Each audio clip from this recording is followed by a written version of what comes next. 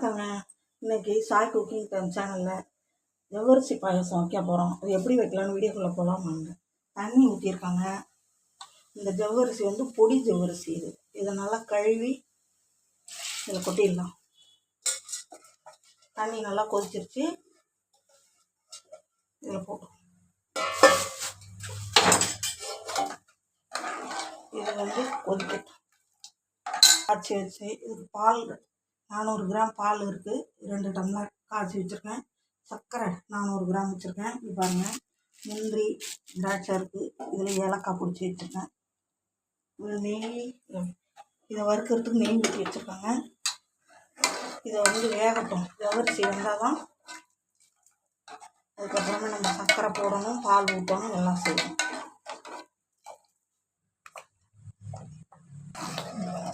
இப்படி பாருங்கள், ஜவ்வரிசி நல்லா வெந்து போச்சு.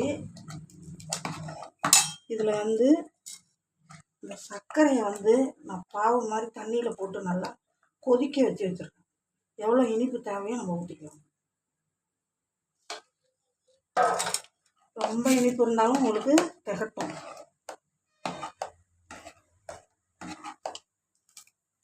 இதில் காய்ச்சின பால்,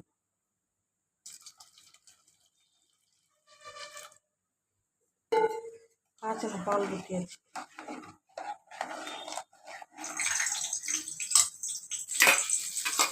ஏலக்காய் போட்டு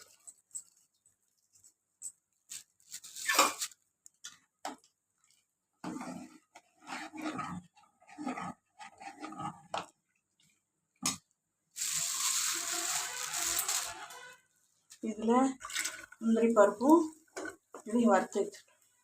நெய் போட்டு வறுத்து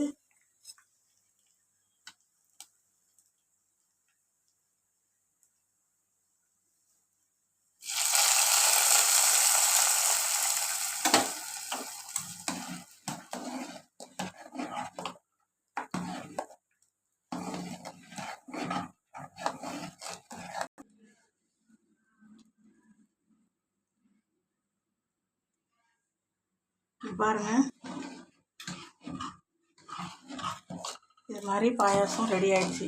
ஃபஸ்ட்டு தண்ணியை கொதிக்க வச்சு பொடி ஜவ்வரிசி எடுத்துருக்கேன். இதை நல்லா கழுவிட்டு இதில் போட்டு நல்லா வேகணும். வெந்த பிறகு தான் உங்களுக்கு சர்க்கரை போடணுன்னா ஜவ்வரிசி வேகங்காட்டி போடக்கூடாது. சர்க்கரையுமே கூட நான் தண்ணியில் கொதிக்க வச்சு வடிகட்டி இதில் ஊற்றிருக்கேன் கரெக்டாக. அப்புறம் ஒரு 100 கிராம் போட்டேன். 1/2 கிலோ சர்க்கரை, 1/4 கிலோ ஜவ்வரிசி எடுத்துக்கிட்டேன். கொஞ்சம் எடுத்து வச்சதே போட்டுக்கிட்டேன். அதுக்கப்புறம் 2 டம்ளர் பால். பாருங்கள், எல்லாமே நல்லா இதாகிடுச்சு.